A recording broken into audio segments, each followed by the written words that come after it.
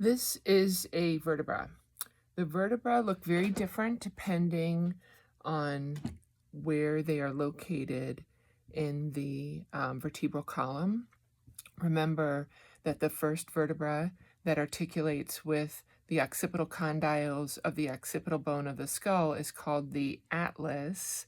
That's also known as C1 because there are 7 cervical vertebrae and they are numbered 1, 2, 3, 4, 5, 6, 7, and 1 is the first one. And then the second, C2, is also known as the axis, and this is not the atlas or the axis. It doesn't look anything like them, actually.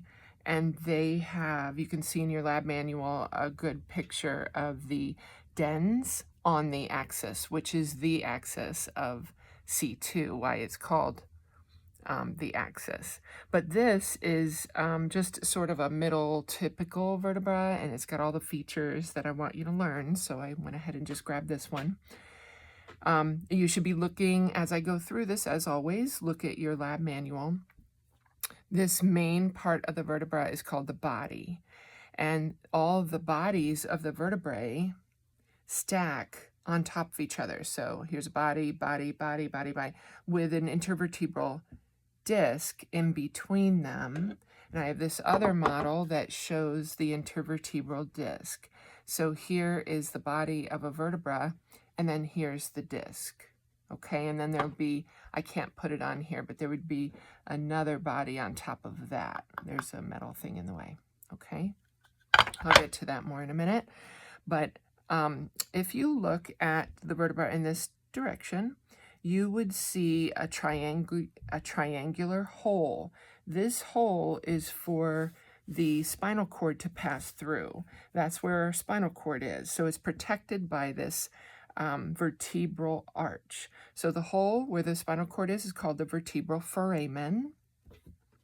And then this whole arch structure here, all of this, in other words, everything except the body, is known as the vertebral arch. It has 2 main parts. I always equate this to a Chinese temple. I should just say Asian. It's not just Chinese, but I've seen them. The ones I've seen are Chinese. So the walls here of the temple are called the pedicles. Pedicle, there and there. And then the roof of the temple, those are called laminae. Lamina is singular, laminae is plural. Those 2 things make up the vertebral arch. Sticking out from the side are processes, and these are called transverse processes. And then this big giant process is called the spinous process. This is posterior and this is anterior. The body is anterior. And you can feel your spinous process if you run your fingers along your spinal column, along your vertebral column. You can feel bump, bump, bump, bump. You'll be able to feel all these. And those are all, oh, I wanted to talk about, I knew I wasn't done. So now you know all the different parts of the vertebra, but now I want to talk about this model here real quick. This is a model of a ruptured intervertebral disc. You could see the spinal cord passing through the vertebral foramen there. That's yellow. Here, rubbery thing is a spinal cord.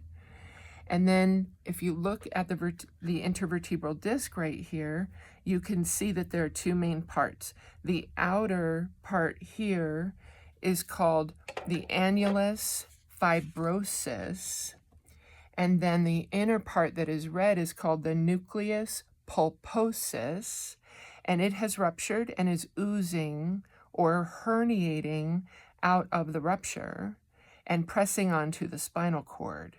So this is a good view of a herniated disc. And this one is pressing on the spinal cord, so there would probably be pretty severe symptoms, and surgery might even be required. And then sticking out from the spinal cord on the side, these things are spinal nerves, and sometimes the herniated disc is pressing on the spinal nerves instead of the spinal cord.